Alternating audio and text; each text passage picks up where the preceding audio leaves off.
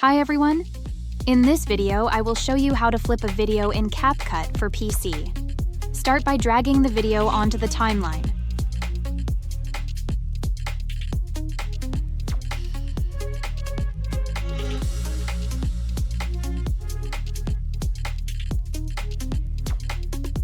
To reverse the entire video, select it and click the reverse button.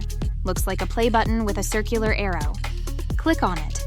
If the video is long, the process may take some time. When finished, play the video.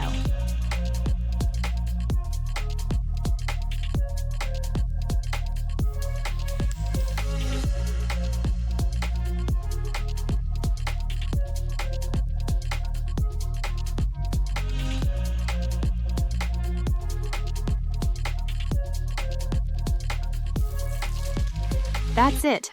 I hope this lesson was useful. Thanks for watching.